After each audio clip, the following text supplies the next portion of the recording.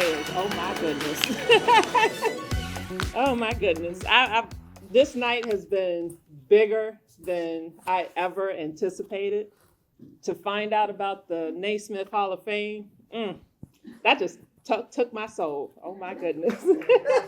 I'm about to be speechless, but I do have a long speech. So bear with me. I'm going to share, my story is going to be a little bit different. I'm going to share my journey to this day with you all. So first, I would like to give thanks to my Lord and Savior Jesus Christ for never leaving me, but leading me into great opportunities. Without him, nothing is possible. Secondly, I want to thank my family, all 30 of us, for making the journey here to share in this special occasion and supporting me in everything I do. And I'd also like to give a special shout out, to Joel, who was my U.S. volleyball coach, who made the trip here and who I have not seen since high school. And so I'm so thankful, so thankful.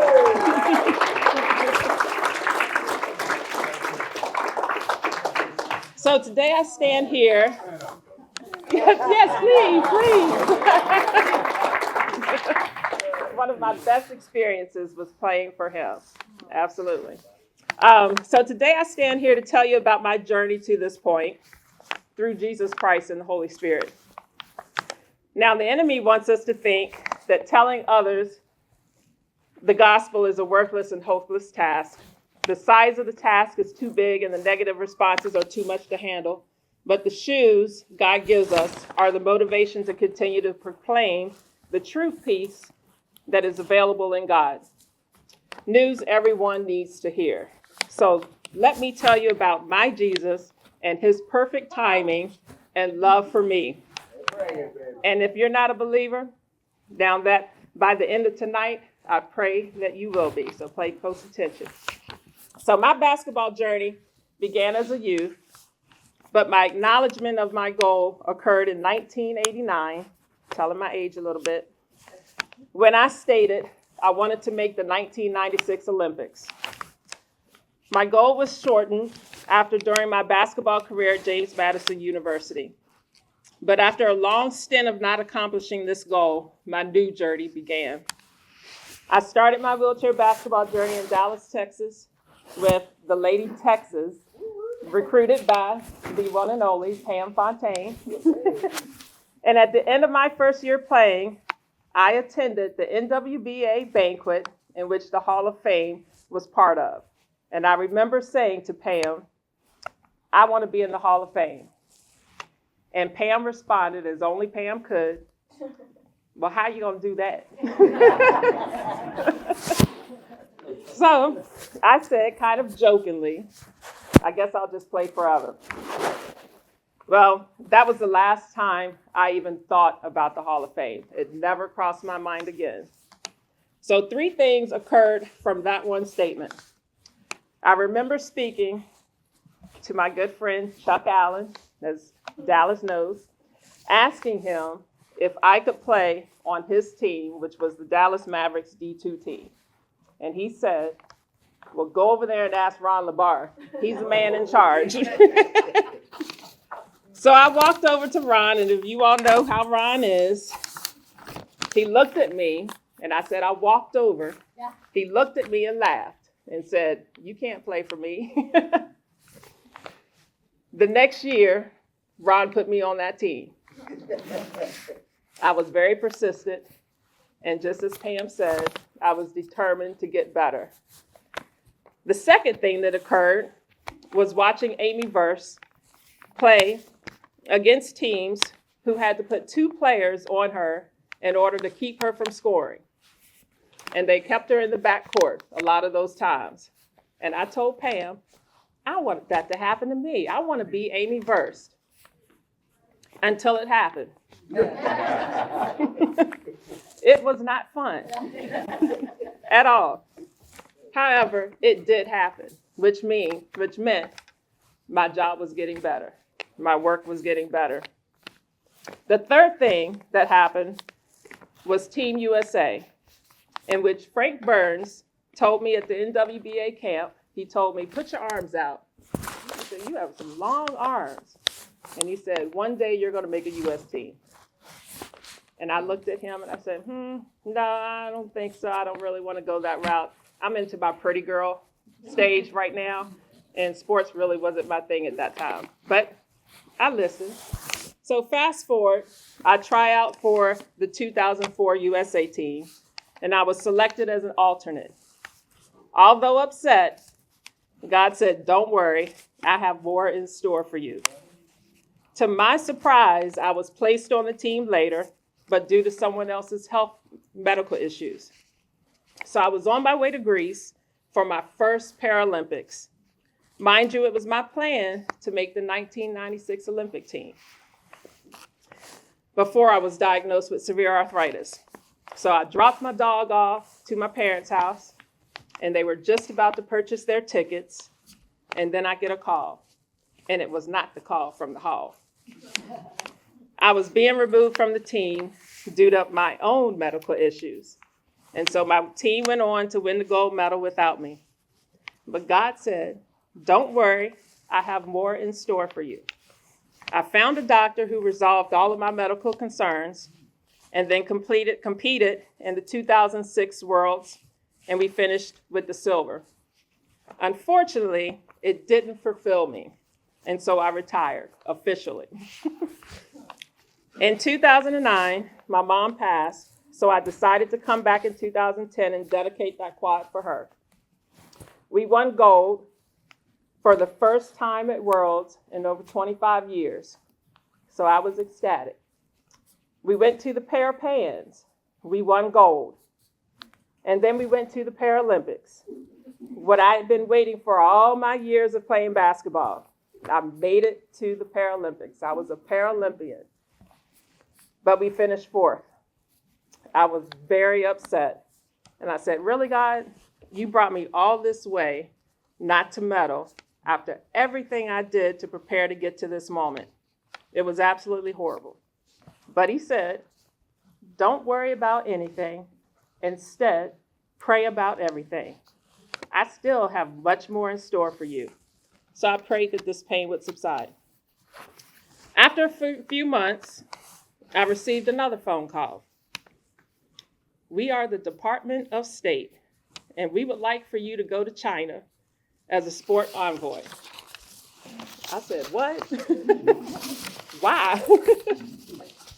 Because you're a Paralympian. You want me to fly by myself, what are my issues, to a country where they don't speak much English. Yeah, I'm not too sure about that, but okay, I'll go. Another phone call. We would like for you to go to Cambodia. I couldn't go, but then another phone call. We would like for you to go to the Ukraine. I was saved on that one because the war happened and our flight actually got canceled. Another phone call. We would like for you to go to Port Moresby, Papua New Guinea, with Ruthie Bolton, former USA women's basketball athlete. So I said, for real? What? Okay. And then Botswana. And now I'm going to introduce Rose Hollerman to this type of opportunity. And then they called, can you go to Thailand? Oh, now, by the way, we now want you to host Zimbabwe. And then we want you to host Lebanon. Now we want to offer your students at NCCU an opportunity to engage with other horses in another part, to engage and become mentors or mentorees to mentors, to be able to connect with others overseas. Now I'm thinking this is awesome. All because of the NWBA and that I was a Paralympian. Not a gold medalist, but a Paralympian. My dream was accomplished. So years and months go by, and then my father passed. And I was really struggling with grief and post-traumatic syndrome. And I was going downhill pretty fast. One week, I felt I was done. That was it. I just couldn't take any more. And 2024 was just awful. And it was only the second week in January. But God, this is how he prepared me for this day today. It was simple, yet powerful. On Sunday, January 14th, I served at my church in second and third graders class. And in the fourth and fifth graders class. This particular Sunday, I was switched to the second and third graders class. One of the things that we had to do was to draw, and I'm a terrible drawer. I cannot draw at all. I leave that up to my sons, who, by the way, are starting a graphics design company. Just want to put that plug in there. But I decided to draw myself, which was absolutely horrible, a stick person with a big head and big feet. But my two students looked at my drawing and said, "That is so beautiful." Then on the way out, one of the students said, "Have a great day." And my heart started to build. Monday, I was watching a show that kept me afloat during my grieving process. And in that show, they stated, "No need to feel blue." I said to myself, how did you know I was feeling blue? I mean, I was really feeling blue. I said that to myself. And the show came out and said that. And for those of you who have parents or children with autism, find the show Shaun the Sheep. It is a nonverbal show, very funny, and it's miraculous for kids with autism. So if you have that, please find that show. On Tuesday, something else spectacular happened. I can't remember because I lost my memory on that day, but we're going to keep moving. On Wednesday, I was at New Hope students serving 6th through 12th graders at church. And my pastor, Pastor Adam, was talking about receiving gifts and gifted a student with a pair of Jordans. And I'm not talking about the $100, $200 Jordans. I'm talking about the $500, $700 Jordans. And he gifted that student with those Jordans. And afterwards, he stated to all of us, "Are you ready to receive your gift?" On Thursday, actually Wednesday night, but I didn't get the message until Thursday, DK texted me and said, "I need a favor. Can we jump on a quick call?" So I'm thinking, what could he possibly want? Not sure. He texts my husband, "J-Man, I need to talk to A. Can you let her know?" So I told DK, I said, "I should be free after 12. I'm not sure. I'm really busy. But you can probably catch me after 12 o'clock. So he texted me again. This was a little bit more urgent. And he said, this is more of a big ask. And so I need to do a Zoom with you. And I'm going to have my marketing person join the Zoom call. Now I'm really thinking, what on earth does DK want? So in my mind, I'm thinking, okay, well, maybe he wants to do a 3-on-3 tournament at my school. And maybe he wants to borrow the gym. I had no idea. I'm going through everything in my mind that I could think why he would be calling me. So then I get the call. And it's a Zoom call. So I'm sure you all have heard recording started. So now I'm freaking out. I'm like, because I know how DK is. When he records things, it's serious. So we get on the call, and he tells me, "I'm sure you know why I'm calling by the jacket I'm wearing."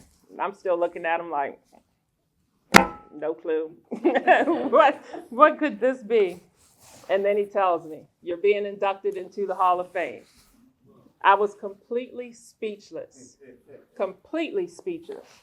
I went from misery to ecstatic in 1 week. After that call, I couldn't even talk much during the call. But after that call, I broke down, completely broke down, because I couldn't believe where I was to where I was then. It was just amazing. So I looked back and realized he had this planned all along.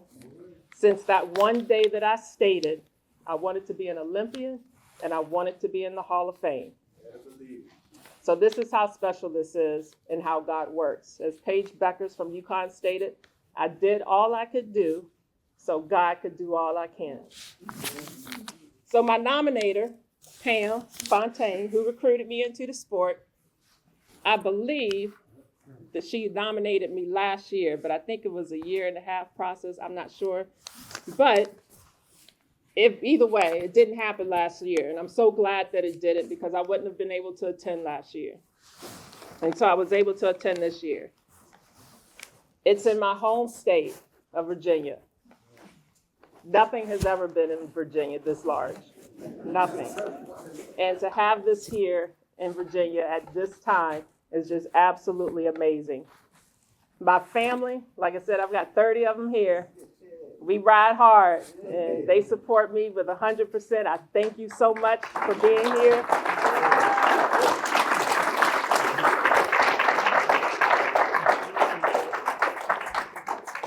And this is a special occasion, because not only did Pam nominate me, Dallas Mavericks, Dallas all the way, sorry, Cheryl. My teammate, Darlene, as we know as D, is also being inducted. My teammate from Dallas, my teammate from USA, and my colleague on the NWBA board being inducted. And all three of us are women being inducted. And as DK said, this is a special moment because we're putting 3 women into the Hall of Fame at once. Incredible moment. And as Cheryl also said, you stole my line, Cheryl. We all have birthdays in April. All of us have birthdays in April, including DK and Ish. It's just incredible. So if that doesn't speak volumes of how God has moved in my life, then I'm not worthy of this. But I am, because I'm here. So this organization has brought so much to my life, my career, my husband, my family, my university program, and my friends from all over the country. Pam, Gina, to be here to support, I just love it. But most importantly, the return of my love to the game of basketball that I lost in 1993. So I am truly honored and so very thankful to be inducted into the NWBA Hall of Fame and share this moment with these 2 extraordinary women. But I'm not done yet. This is just the beginning of a new chapter, as I am the first African American woman to be inducted.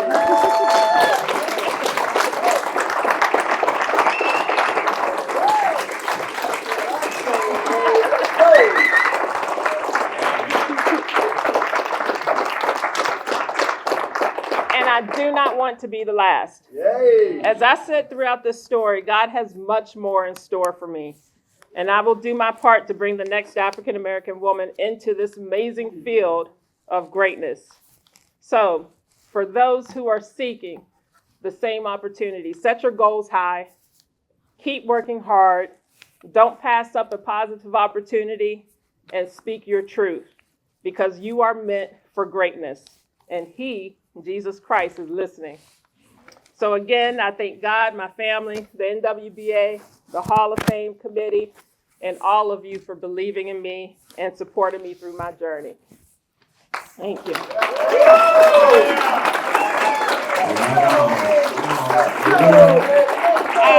And one more thing. After this weekend, A-Wood will be back.